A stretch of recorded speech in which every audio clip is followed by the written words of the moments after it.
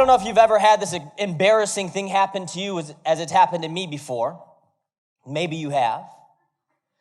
But every once in a while, it seems like when we have a party at our house or we go over to somebody else's house to have a party, someone's graduation or something like that, there always seems to be a moment where there's either a soda that's been brought over or a can of salsa that just can't be opened. And, you know, the women will look around typically. My mom will typically, oh, Josiah, can you come over here and can you open this salsa for the chips? And I'm like, I feel like I've just been, asked to do the mighty duty of opening it up. So I walk over confidently, chest out, feel like she's asked the strongest man in the house, obviously. So I'll walk up to that salsa and, you got to put all, you're trying to flex your bicep into it and really show off. And I'll start turning this salsa. And I don't know if you've ever had this embarrassing thing happen to you, but you start turning it and it just won't budge. And you're like, well, my hands must have been a little sweat. I was doing some stuff. That's what it was, So you go wash your hands off. You come back to the salsa and you're like, oh, it's just, let me you give another turn. It's just not budging. So you think maybe it's a little leverage. Maybe if I put it between my knees and turn it and it's just not turning. So some of you guys know some of the tricks, right? You take out the fork or the knife, you start, right, tapping it around, loosen it up, right? Or get one of those little glove handle things that have all that grip. You're like, maybe it's not the grip, it's this, and you're turning. I had one time before where I was doing all of that and it still was not turning. And it's almost like after a while it becomes a show and people just want to watch you. And you're talking about all this, I'm working on it, and you can't open this stinking salsa. And there's a moment in that struggle that's just like, you're like, why is this thing not opening? You're turning and you're turning. You're putting all your muscle and all your strength over it. You've tried all the tricks and you're like, you know what? It's the manufacturer. That's what it is. There's something wrong. The lid, it must be really sealed and broken on there. It's not going to change. And you put it down, and it's always someone like a little girl or someone, or just, your younger brother, right? I mean, and he comes up, he's like, I don't know, Grant, don't touch it. You're not going to be able to do it. If I wasn't, there's no way. There's no way. And he'll grab me. Well, let me just try. And it's like King Arthur, right? He just turns it, and it's just, wow, that was easy. It just pops open. And everyone has that moment of amaze, like, wow, he's the one.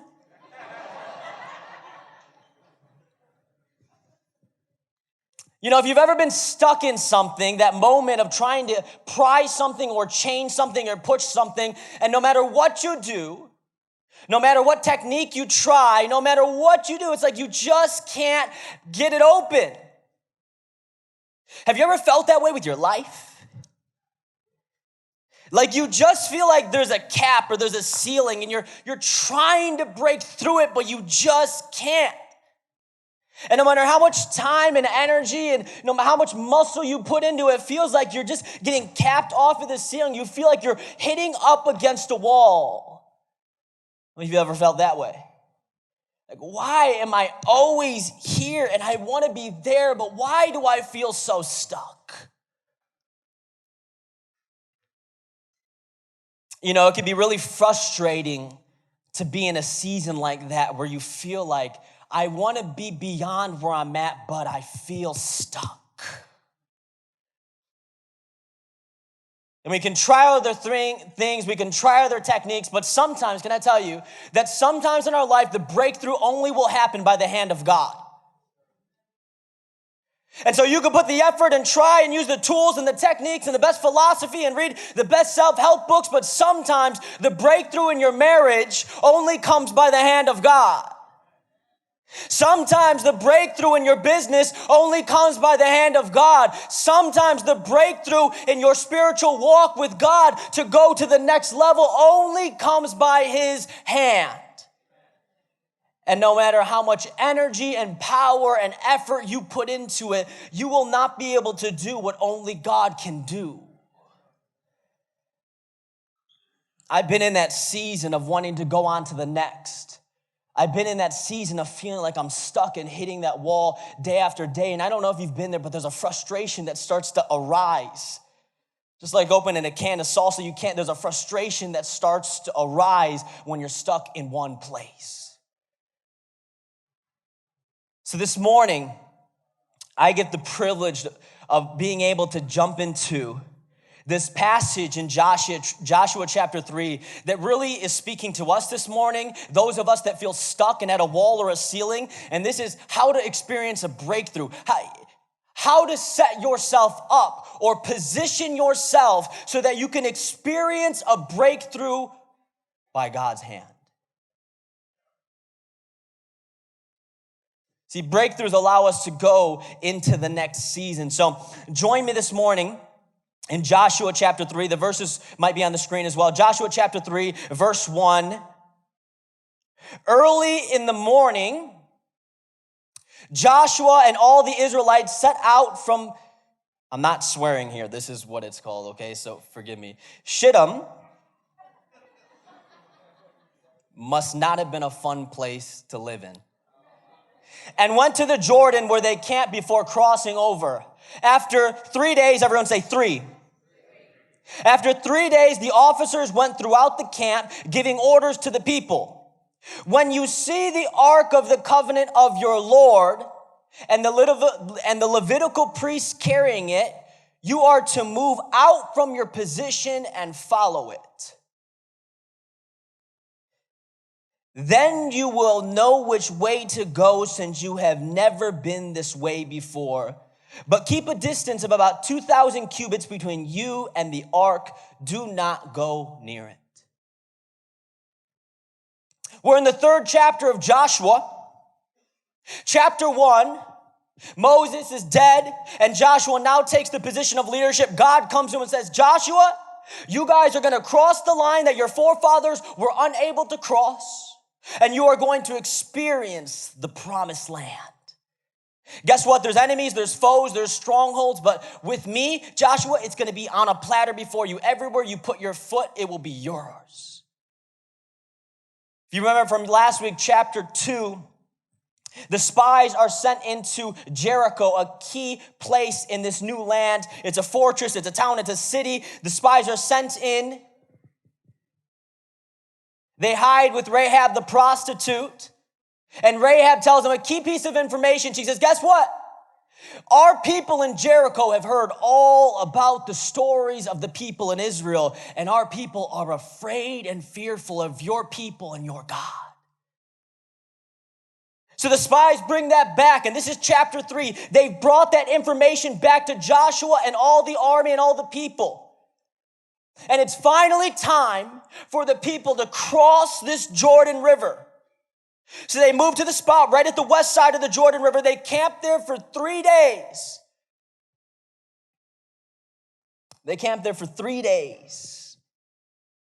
And they're told by the officers to move out and to follow the ark. Now, for our purposes, the Ark of the Covenant was really this golden box, and in this golden box, this was the symbol and the symbol that this was the presence of God. The presence of God, wherever the Ark was, the presence of God was there as well. So ultimately, what Joshua and the commanders are telling the people is they're saying, hey, listen, you are to follow the Ark, or in other words, you are to follow the presence of God. You know, sometimes my greatest mistake is that I don't let God lead. You know, I don't know if you wrestle with that too a little bit sometimes, but sometimes I try to take the wheel from Jesus, right? Sometimes I'm like, God, like, you're really smart and you're really good and you're really powerful, but can you give me a chance on the wheel? God, I like your ways, but can I take the lead just for a little bit? Hey, sometimes that feels like the right decision, but it always ends up being the wrong one for me. Whenever I try to take the place in the lead, it always seems like I lead myself down the wrong path or the wrong direction. I need God to lead me. And it's a lot of things that make us take the lead. Can I tell you one of them that makes us take the lead from God? Sometimes it's our impatience, right?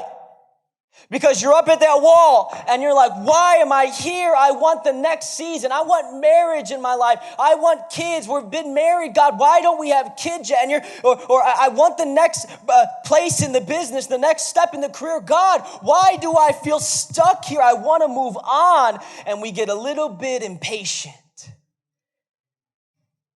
Say, God, I've been here for a while.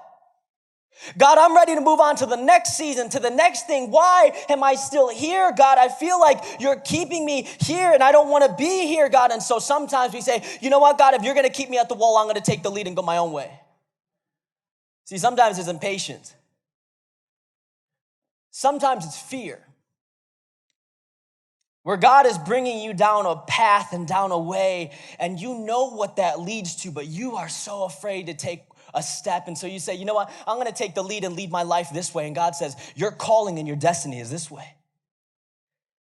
And you know that God has called you to live in a certain way. I almost just fell. Praise the Lord. You know that God has called you to live in a different way. You know that God has called you. There's a calling upon your life that God is going to do incredible things with you, but you're afraid of it because that's unknown territory. So you would rather lead your life in a different direction. But guess what? God will, just like Jonah, bring you back to the path that he has laid out for you.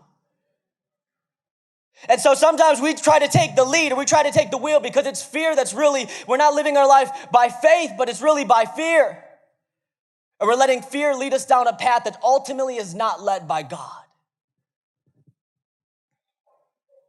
Sometimes it's pride. And we feel like, well, I've been doing well in my addiction. I've been walking pretty pure for a while. You know what? I'm strong. I got this. God, I'll take over. I'm glad you led me here, God. This is a good point. You left me in a good place, but I'm ready to take the lead from here, Jesus, and I'm gonna run with it from now. And it's pride that says, you know what? I've reached my place of holiness. I've reached the next level. I don't really need God to lead me anymore. I can lead myself. I'm a mature enough believer. I'm strong enough to lead myself. And so sometimes what happens is we push God to the side and say, hey, it's been great with you leading half the way, but it's time for me to lead. And we start going down our own path and our own way. I don't know how many times I've taken the lead because of impatience in my life. And I'm like, God, I don't want to be here anymore. What's next? Or fear. And I'm living out of fear. So I take the lead. I take the reins. Or how many times it's been pride in my life. Pride in my life. This guy, I'll take this from here. I know better. Let me do my own thing, God. You know, there's so many things that can make us want to take the lead from God, but when we take the lead, many times we're choosing to live out of our feelings and not out of our faith. Proverbs 3:5 says, trust in the Lord with all your heart and lean not on your own understanding. You know, I memorized this verse when I was young, and it's such a challenging verse because I lean on my own understanding, right? There's so many times in my life where maybe God calls me to something, but I want to know exactly the plan and the pathway to get there, right? Or God calls me to do something, or I read something in the Word of God to live in a certain way, right? God's called me to live in purity. He wants me to abstain from sex until I'm married. But there's some of us that say, God, I know what you're calling to me to do. I know you're calling me to live in purity, but I just don't understand it, though. See, God, because all my friends, they move in with the person that they're dating because they really want to get to know them. And, you know, when you move in with someone, you get to know them to a whole nother level. And I only want to get married once, so isn't it the right thing? Isn't it the right thing, God, to move in so that I don't get divorced? I get to know them while we're dating. Yeah, you know, it's not super pure, but God, I want to get to know them. And you know what you're doing? You're leaning on your own understanding. We trick ourselves sometimes, right? God's calling you down a path and you start really trying to figure out your own understanding in your mind, and we lean on our own understanding. We lean on our own knowledge. We lean on our own intuition, and God's saying, don't lean on your own intuition. Trust me. Your job is not to figure out how the universe works. Your job is to trust me. Your job is not to anticipate when I'm going to take you on a turn. Your job is to trust me. See, our job is not to figure it out with our understanding. Our job is to let him lead and to trust him.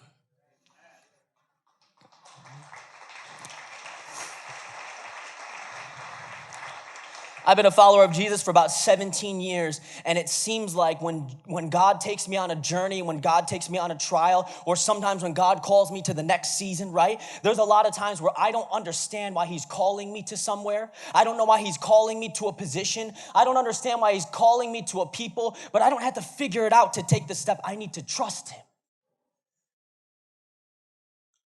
It's not when I've come to a logical conclusion in my mind, like I know what God's doing now, that I have it all figured out. Now I'll take a step. No, our job is to trust him even when we don't understand.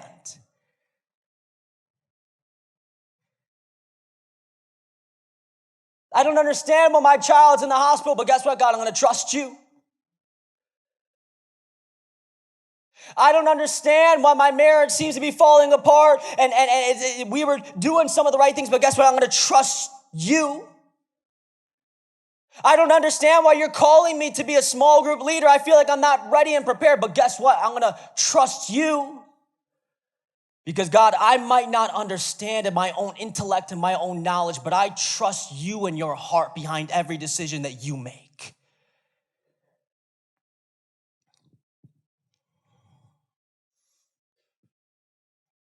Joshua and the commanders, the officers, they say, follow the ark, then you will know which way to go. Follow God, and then you will know which way to go. I don't know about you, but I hate when someone comes up to me and says, hey, just come with me, just get in my car, we're gonna go here. And go, where are we going? How long are we gonna be there? That's a very important question. And where are we going afterwards? I got really good at asking these questions being a pastor's kid, and your dad's like, get in the car. I'm like, which funeral are we going to? Whose house are we going over to counsel? And how long are we gonna be there? And is there a couple pit stops afterwards? And my dad always has this classic response every time we'd ask him as kids. He'd just say, hey, just stick with me. Like, no. I don't want to stick with you. I know what sticking with you means. Like, just where are we going? Answer my 3 questions of criteria. How long are we really going to be there? No, just stick with me. Just stick with me. And I like to have all these questions answered before I ever get in the vehicle or decide or say okay to going on a trip. I want to know how long and why I'm going. What's the purpose? I want the details before I go. Joshua and the officers are saying, just follow the ark. They don't have all the details yet. In other words, Joshua and the officers are saying, hey, stick with me. And the people are going, but what about that? Just stick with me. Hey, Joshua's leading us and God's leading Joshua. Just follow the ark. But what are we supposed to? Just follow the ark. See, and I've been talking and learning this lesson in this season with my dad. And my dad's he keeps telling me this. He keeps telling me, he says, clarity comes in the process, not before the process.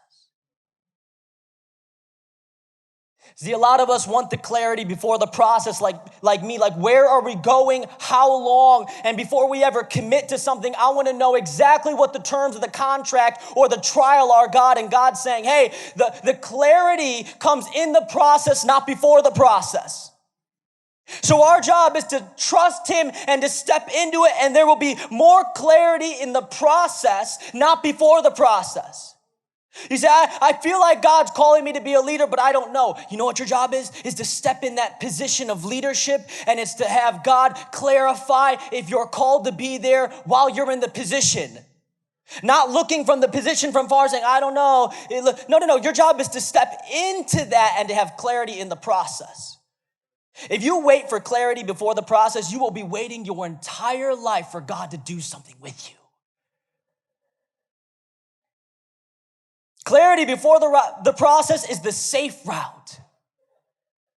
Like, I want to figure it all out before I take a step. And God is saying, no, I want people who are risk takers, who are willing to step in when there's ambiguity, when it's kind of vague, but they know there's a calling, and they step into that knowing that they will have clarity in the process. See, Joshua and the officers are saying, hey, listen, follow the ark, follow God. And what's it say? Then you will know which way to go.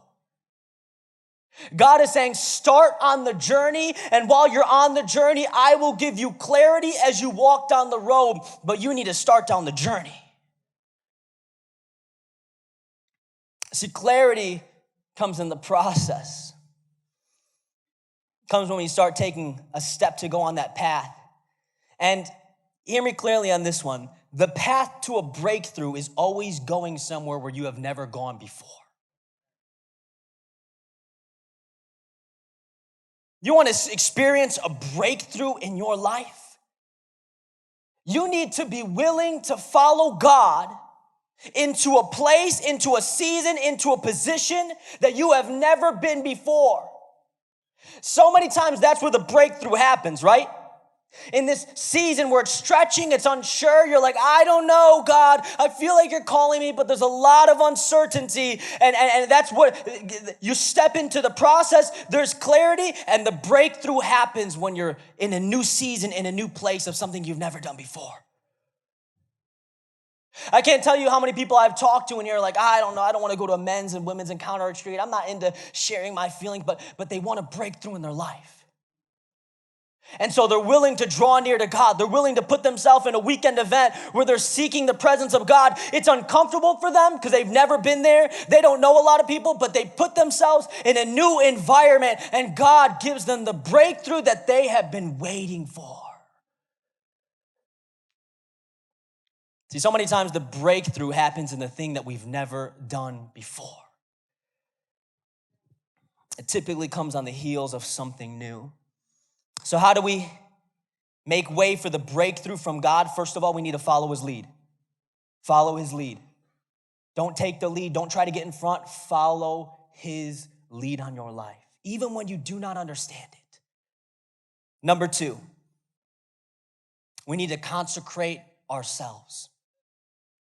Verse 5, Joshua told the people, consecrate yourselves. Listen.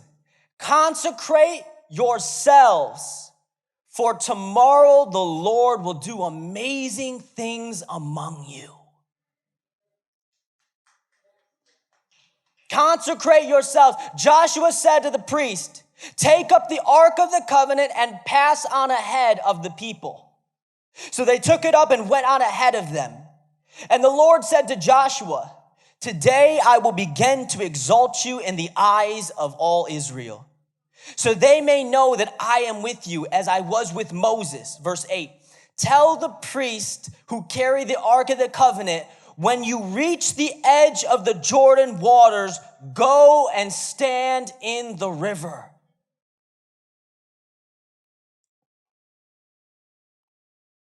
See, before we can experience the breakthrough, before we can experience the amazing from God, we need to consecrate ourselves before God.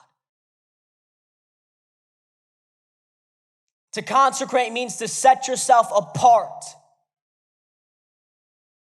Like you see the group and you're not supposed to be in that group.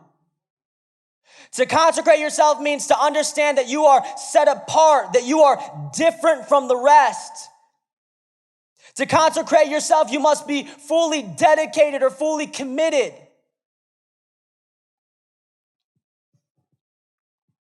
See, when we think of this word, set yourself apart, the other word that can be used is holy. Now, a lot of times when we hear this word holy, I don't know about you, but I think of certain people or certain things that, the ark was holy, right? It was set apart for the designated purposes of God. I think of certain prophets throughout the Old Testament. They were holy, right? People that were marked by the presence and the hand of God, used for divine purposes. Those are the people that are holy.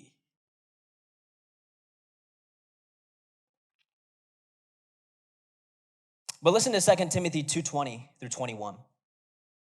In a large house, there are articles not only of gold and silver, but also of wood and clay. Some are for special purposes and some are for common use. Those who cleanse themselves, or another translation says, purify themselves from the latter will be instruments for special purposes, made holy,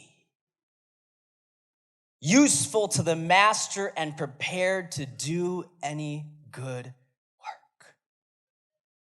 You know, in my household, and you probably have this in your house as well, but we have the really, really like nice, I don't think we have china, but we have really, really nice, you know, the silverware. It's in the dining room cabinet. We know it's like, oh, don't touch this. This is the good stuff, right? Every once in a while, our dishes are dirty, so we'll tap into that, and my mom's like, what?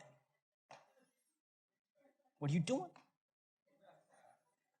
We're not supposed to, like, this is for special, like Thanksgiving, that type of stuff, right? But then we have our everyday utensils that we use, the paper plates, you know, the plastic forks, the plastic knives, right? It's really hard to cut steak with a plastic knife sometimes. You're like, man, it just keeps breaking and breaking. But most of us have these types of utensils in our house. We have the really nice ones that are used for certain occasions, and we have the everyday common purpose, you know, utensils. We eat it, we throw it away, and it's just kind of what it is. What this passage in 2 Timothy is saying is, hey, in the household of God, in God's kingdom, in God's family, there's people that are used for special purposes, just like the china or the nice silverware. Like they're used only for certain times. They're used for the special things. You take those out for the holidays, for the times when really family's gonna come over. You want everything to look nice. In the household of God, there's some of us that are used for the special great purposes of God. And there's some that are used for not as great of things. It would say the common things. They're still doing things for God, but it's like, whoa. You know what the difference maker is between us being used in God's service either as for common use or for special purposes? Purity.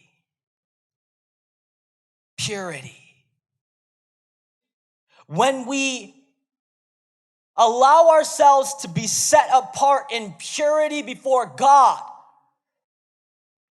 and we really take the things of purity seriously, and we say, I'm not just gonna live in any way, but I'm gonna live how God wants. Hey, you know what? I was with the youth last Tuesday night, and we were talking about sexuality in culture. And I was telling them, I said, you know what? I said, you guys are going up into high school age. You're right around there. I said, I remember when I was in 6th, 7th, and 8th grade. And I remember that was the age that I started to experience with other people. I started to like realize, okay, like there's girls and there's attraction and there's all this going on and there's like different social statuses and social order. And that was the same time as well that my friends started getting involved physically with other girls. I remember in 7th grade IMing. I don't even know if we don't do that anymore.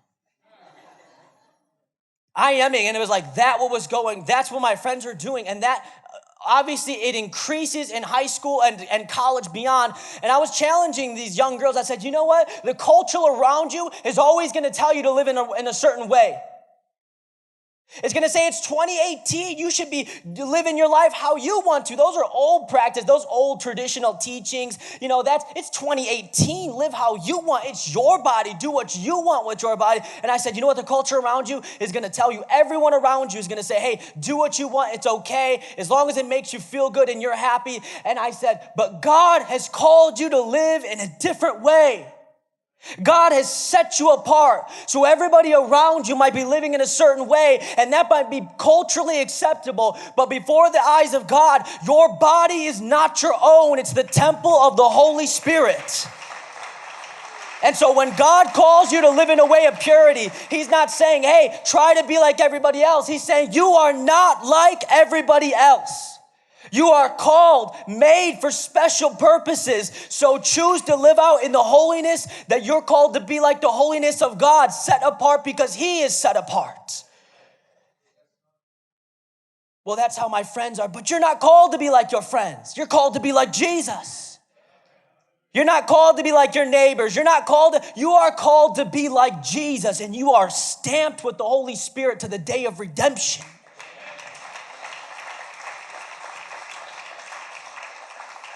And that doesn't just apply to high school students or junior high. That applies to every single person in this room. I believe that God has callings upon your life that a lot of us are allowed, because we're not living in purity and in holiness, not set apart in certain ways of our life. We set apart certain things before God, but there's other areas of our life we say, I don't know, God, I want to keep this to myself. And because we are allowing ourselves to dip into impurity that our culture accepts, you are robbing yourself of being designated for the special purposes of God and his kingdom. You're hitting the wall saying, God, I want to be used for great things. And God is saying, consecrate yourself. Set yourself aside. Stop living like the culture around you. He's saying to the Israelites, stop living like the other nations. Consecrate yourself. Be holy and set apart as I am holy and set apart. Don't rob yourself of being used in the kingdom of God for powerful, magnificent, impactful, generational ripplings, because you have allowed yourself to not be set apart in one area of your life. God is looking to each and every one of us to not be partially committed to him, but to be fully committed to him. Fully committed to the one who suffered and died on the cross and paid the price for our sins.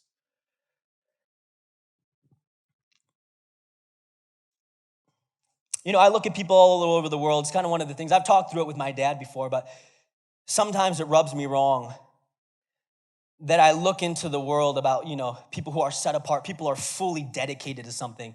And sometimes I see the most fully dedicated people in our culture are not always the Christians. There's some of us that are, man. I see some of you, you lean over backwards to serve the kingdom. You carry a load like no other because you are fully committed to Jesus in the public just as much as you are in the private, and I commend you. But sometimes I look out at the culture, and sometimes the most hungry, committed, driven, fully committed people to a thing are the people that are even in sports, and they give everything that they are to their sport to be the best, to make it into one of the national leagues. Hours and hours up early, late in the gym so that they can make it into the NFL or the NBA. Or sometimes it's the business person that they're willing to literally sacrifice their family to be a multi-millionaire, and they are so committed and so driven to it. And I ask myself this question: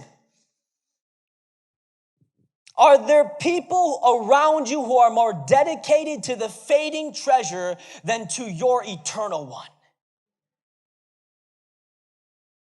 I mean, let's get real. When we compare ourselves for just a second to people that don't know Jesus, are they more committed to their fading treasure of wealth than you are to your eternal one?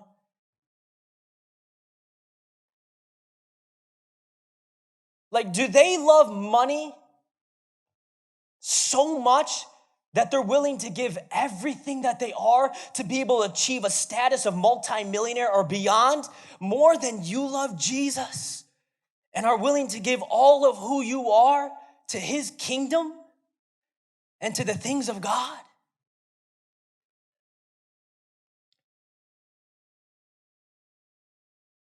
See, God has called us to be consecrated to him, set apart. You say, I'm not a priest, I'm not a pastor. Yeah, but you're holy. Set apart for divine purposes.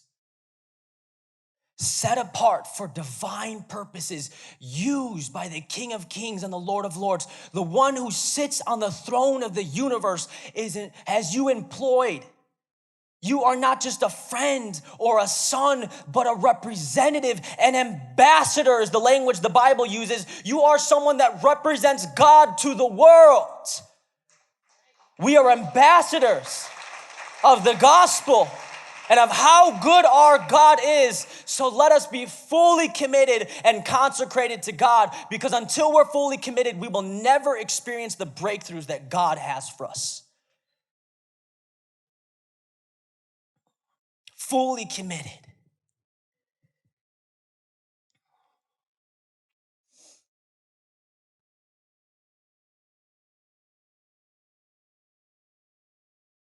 Start dedicating yourself to Him in every area of your life. Not just Sunday mornings, but our relationships, our speech, our service, our money. Our money. You know, when I originally wrote this, I wrote giving, and I thought for a moment, you know what? God doesn't just want our giving. Everything that we have is God's. He doesn't just want a portion of ours. How you manage your money, not just the portion you give, but how you steward your money, how you steward and handle your money and deal with credit, debt, all that stuff, how you purchase, what you purchase, that's important to God as well. And so that even we're set apart in our money, even in our way, that we take the classes, read the books to be financially responsible and honoring to God with every single dollar and penny. And most importantly, our time, the very essence and fabric of our life. Are we fully committed to God in our time, or is it something that we give Him portions of or compartmentalize it? Number 3 and last, how to make way for a breakthrough from God. This is the last one. If you're taking notes, write this down, seep this in. We need to step out in faith. There's a lot of verses here. I'm not going to read all of them, but I'm going to summarize a couple. Joshua comes to the people. He starts talking to the people and saying, hey, this is what God wants us to do, right? Clarity in the process. You guys are behind the priest. We're all ready. The ark's there. We're ready to cross. Now let me give you some clarity of what the steps are next. He says, God is going to give us the land, and He's going to give us a sign. And He says, the moment the priests step in the water will be cut off. It will be stopped. And then he says in verse 14, so when the people broke camp to cross the Jordan, they're preparing. Think about this. This is probably 1 million plus people. They're camped. They all have gathered. The Ark of the Covenant is about half a mile in front of them. They're ready to get over, ready to cross the Jordan that they have wanted to cross for over 40 years and enter the promised land that God has called them to. So when the people broke camp to cross the Jordan, the priest carrying the Ark of the Covenant went ahead of them. Now the Jordan is at flood stage all during harvest. I love this, right? Because sometimes we try to explain away the miraculous, and it's like, oh, maybe it was just a little stream. No. This is as strong as the river was going to be. Yet as soon as the priest who carried the ark reached the Jordan and their feet touched the water's edge, the water from upstream stopped flowing. It piled up in a heap a great distance away at a town called Adam in the vicinity of Zarethan, while the water flowing down to the Sea of Arabah, this is the Dead Sea, was completely cut off. So the people crossed over opposite Jericho.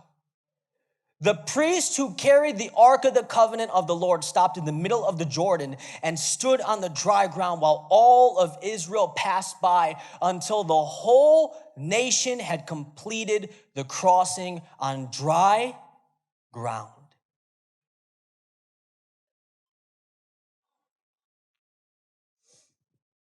A million people are ready to cross over. They can literally see, I've been to the Jordan River in Israel. They can literally see the other side. They can see the promise before them, the promised land that they have been waiting for. They can see it with their own eyes. They're ready to experience the next season. They're ready to experience the breakthrough and the blessing of God in the next season before them, but they have to cross the Jordan River. And the Jordan River, there's a lot of different times you could cross the Jordan, but this would be strategically the worst time. that you could cross the Jordan. I mean, if they were planning it out, it would be like, okay, yeah, last month would have been amazing. This month, it's full flood. I'd say no. Like, we shouldn't cross it. This is bad. Another timing. This is not opportune. But they knew that they were called to go to the other side. It was very difficult to get 1 million people over this river. It was all the water from this season. You know, sometimes when we feel like God has called us down a path, we feel like God is just going to remove all the obstacles. And you feel like God's called you to live. He's called you to do this. And you think, okay, I'm going to step into that because that's what God's called me to do. And so you feel like, man, it's green light, green light, green light. And the first second you get a red light, you're like, I don't know, God, is this where you want me to be? I see the 3 green lights and there was a lot of confirmation, but what about this one, God? There's a red light. This seems really difficult. I don't know. The Israelites had green light, green light, green light, and they come up to the Jordan in full flood. I don't know about you, but if I was Joshua, I would probably start to doubt maybe and say, I don't know, God, like, maybe this isn't strategic time. Maybe you want us to wait a little bit. Maybe you want us to pause and wait till the river's not as strong and not as powerful. God, maybe this isn't the right time, or maybe I got confused what you were saying.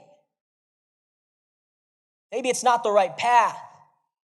Maybe this is impossible to get 1 million people over this Jordan River. Maybe I was never the one. But can I tell you, just one of the lessons we learned from this story is that God had clearly called them to cross the Jordan. And just because they experienced an obstacle that maybe seemed to them impossible, it did not mean that God was rerouting them. God had called them to experience this. So when you're walking down your path and you know that God has clearly called you to something, and you feel like you got green light, green light, green light, confirmation, confirmation, and then you hit a wall, or you get stuck and you're like, I don't know, God. I feel like you're calling me to the Jordan. I feel like you're calling me to that, but I feel stuck. Can I tell you, if God has called you that, he hasn't changed his mind. So you can keep moving forward. Just believe. When you start thinking and expecting for a miracle, things start changing. I'm not saying when you just like, I don't know, God. No, when you start saying, hey, I know you've called me over there, God, and I'm expecting for you to make a way. Yeah, this is an obstacle in my path, but I'm expecting you to break through, because this might be an impossible obstacle, but you are the God of the impossible. And so I'm going to prepare myself to overcome this obstacle by your power and by your strength alone. The Israelites had to step into the impossible. See, God, this is the God of all the universe.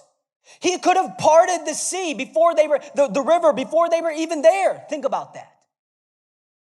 Before they even stepped foot to the river, God could have been like, hey, rivers, you're gone. Hold up on that and hold up. I mean, they could have just walked over on ground. Why was he doing what he was doing? Why did God allow the river to be there? Why did he give them this impossible circumstance? He wanted them to use their faith.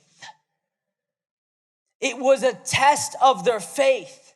Before they would enter into the Jordan and the promised land, there was one final test of their faith as a people. Would they be willing to take a step into the impossible? Would they be willing to take a step into the river before the river was gone? Are you willing to step into the impossible?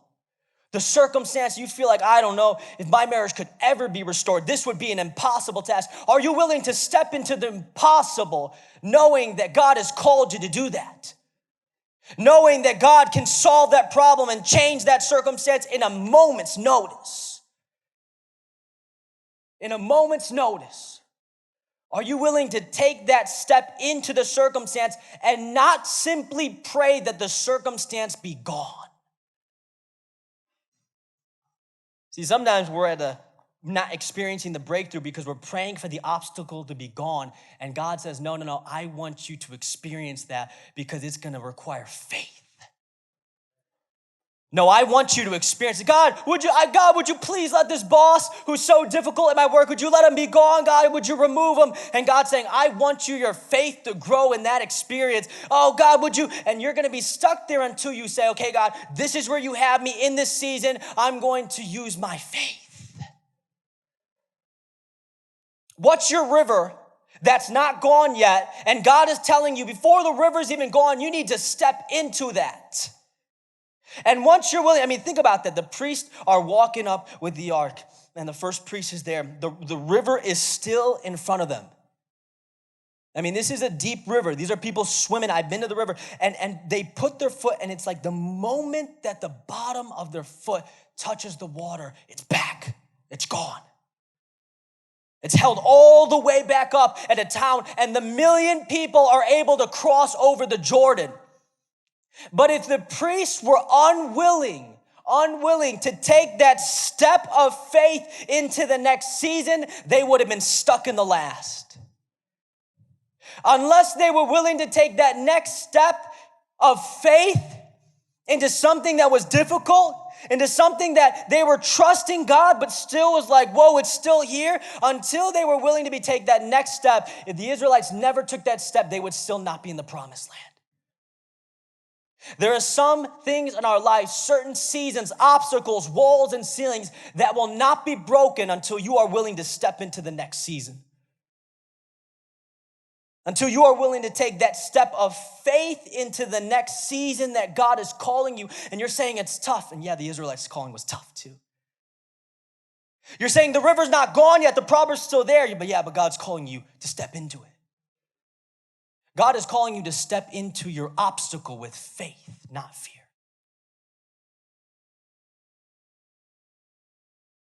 Sometimes what changes everything is one step of faith. See, I love about this story is that God was before them. The ark went before them. The second the priests put their foot down, the water was held up. The ark went before all the people. And the ark didn't cross over. It stayed there in the middle. It stayed there in the river. And all the people passed, they went past the ark, dry ground. And the ark stayed there in the middle. Because not only is God before you, not only does he fight the battle before you, but he's there fighting the battle right there in the moment that you're fighting it as well. He doesn't just go before you and leave you. No, he goes there before and then he stands in the gap fighting for you. How good is our God? That not only does he go before you and fight the battle, yeah, he does that, but also he stands in the gap and fights the battle for us until we have crossed over in the obstacle. He stays there with us in that season of testing and faith because he is a good God. What an incredible God. And he doesn't just go before us and say, hey, take that step. He goes before us and then he stands there in the gap for us because he knows that we still need him. Taking that step of faith to experience the breakthrough and really experience the next season that God has.